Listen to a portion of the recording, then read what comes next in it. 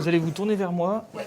Mettez-vous complètement sur le côté, puis vous savez, vous allez mettre le bras gauche, l'autre. Essoufflement, jambes enflées, problèmes de sommeil. Ce patient a découvert son amylose presque par hasard il y a 2 ans à l'occasion d'un passage aux urgences.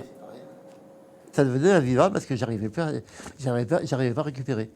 J'arrivais pas à dormir comme il faut, ou d'une manière régulière. C'était pas un problème d'âge, qu'un problème d'âge, c'était un problème de maladie, mais j'en savais rien, moi. Sur cette zone particulière là, qui était le septum entre les deux ventricules, ventricule de droite et ventricule de gauche, on a un épaississement qui est anormal. Et donc ça signe qu'il y a dans le muscle cardiaque lui-même des anomalies qui expliquent cet épaississement, et en l'occurrence c'est cette fameuse amylose. Depuis 2 ans, des médicaments permettent enfin d'enrayer cette maladie souvent liée à l'âge. Mais encore faut-il diagnostiquer l'amylose suffisamment tôt. Vu que c'est une maladie qui est d'évolution très très lente, ça peut être difficile pour le cardiologue traitant qui suit son patient depuis longtemps de se mettre la puce à l'oreille et d'y penser.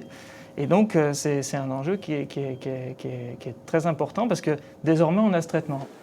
Ce cardiologue travaille en équipe avec un radiologue et une spécialiste de médecine nucléaire.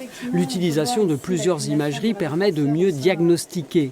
Sur cette IRM, on repère en blanc des dépôts anormaux dans le muscle cardiaque. Ces dépôts vont s'infiltrer autour des cellules normales cardiaques et elles vont empêcher son bon fonctionnement, elles vont le rigidifier comme vulgairement un cœur de pierre en fait avec le temps. Et cette anomalie en fait va générer les symptômes chez les gens puisque vous avez un cœur qui au lieu d'être souple et bien contractile va finalement être empêché dans son fonctionnement et c'est ça qui va générer les symptômes. À Grenoble, le centre expert mutualiste travaille en réseau avec le centre hospitalier universitaire. Dans les Alpes, vous pouvez aussi vous adresser aux hôpitaux de Chambéry et d'Annecy pour en savoir plus sur cette maladie. Les séquelles du canal carpien.